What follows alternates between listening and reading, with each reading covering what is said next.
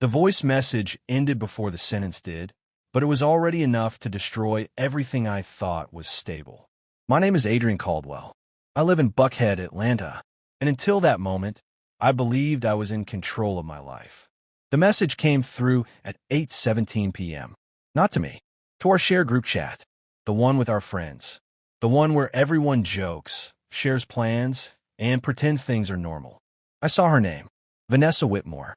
Then I saw the audio file, 7 seconds long, short enough to feel harmless, long enough to change everything. I didn't play it immediately. I don't know why. Maybe instinct, maybe fear, or maybe something inside me already knew. The first second was just background noise. A car door closing. Then her voice. Clear, relaxed, unbothered. I'm not leaving my ex. There was a pause, then a small laugh.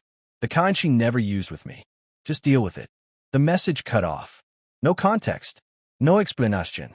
Just enough truth to expose something I was never meant to hear. The group chat went silent. No reactions. No jokes. No one typing. Because everyone was listening to the same thing. At the same time. And realizing it wasn't meant for them either. It wasn't meant for anyone in that chat. It was meant for someone else. I stared at my phone, waiting for a follow-up. A correction. A wrong send. But nothing came. Not from her. Not from anyone. Just silence. Heavy. Uncomfortable. The kind that forces you to sit with a reality you didn't choose. Vanessa and I had been together for 11 months. Not casual. Not undefined. Public. Integrated. She knew my friends. I knew hers. We had routines. Plans. Even conversations about moving in. And now this. 7 seconds. Undoing all of it. She called me 12 minutes later. I let it ring. Not because I wanted to punish her, but because I needed those 12 minutes to understand what I had just heard. When I finally answered, her voice was different. Tighter. Controlled. Adrian, that message wasn't what it sounded like. I didn't respond immediately, because I was trying to decide something. Not what she meant, but what I was willing to believe. Then what did it sound like? I asked. There was a pause. Not long, but long enough to reveal hesitation. I was talking about closure, she said, with my ex. I mean, I'm not leaving him emotionally until I deal with things properly. The explanation was clean, carefully structured, almost rehearsed, but it didn't match the tone I had heard. That laugh, that ease, that lack of weight. People don't laugh when they talk about emotional closure. Vanessa, I said slowly. Who was that message actually for? Another pause. Longer this time. Before we go further, let me ask you something. If you heard that message, exactly like that, no context, no explanation, would you believe her? Or would you trust what you felt in that moment? She exhaled. I was sending it to Claire, she said. Her best friend. The one who knew everything. Or at least, everything Vanessa allowed. So you're telling Claire you're not leaving your ex, I said. And you expect me to believe that doesn't involve anything current? It's complicated, she replied. And there it was. The phrase that hides more than it explains.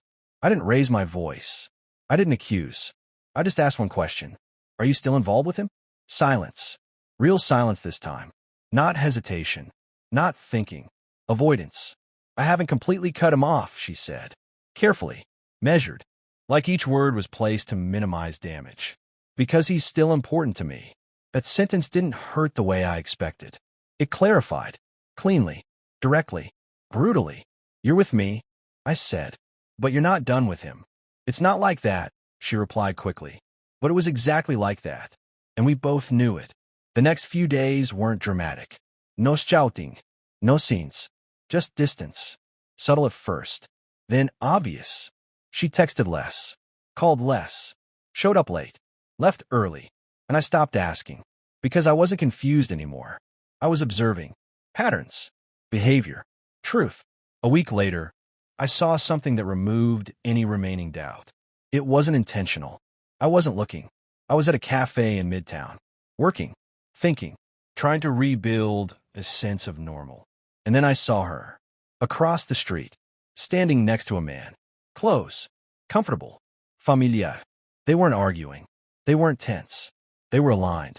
Like people who didn't need to explain themselves to each other. I didn't approach. I didn't interrupt. I just watched. long enough to confirm what I already knew. Then I left. That night, she called again. I answered. I saw you today, I said. No angya. No akiyasashin. Just a statement. She didn't deny it. She didn't ask how. She just went quiet. And in that silence, everything settled into place. I was going to tell you, she said eventually. But that's what people say when they've already decided not to. Vanessa, I replied. You already did. She didn't understand at first. The voice message, I said. That was you telling me. Not intentionally. Not directly. But truth has a way of finding its own path. Even when people try to control it. There was no dramatic ending. No final argument. No emotional collapse. Just a decision. Clear. Quiet. Final. I'm done, I said. She tried to respond. To explain. To soften. But I didn't need more words. I had already heard the only one that mattered. I'm not leaving my ex. Everything after that was just noise. We ended it that night. Not with closure, but with clarity. And sometimes that's more important. Because closure can be negotiated. But clarity is undeniable. A few weeks later, I heard through mutual friends that she went back to him. Officially. Publicly. No confusión anymore. No overlap. Just a clean return. And strangely, that didn't bother me. Because the betrayal wasn't in her choice. It was in the overlap. The uncertainty. The half-truth. And once that was gone, so was the weight. Let me ask you something before we end. If you were in my position, would you have walked away the moment you heard that message? Or would you have stayed longer, hoping the explanation would eventually make sense? Because sometimes the hardest part isn't losing someone. It's accepting that what you heard the first time was already the truth.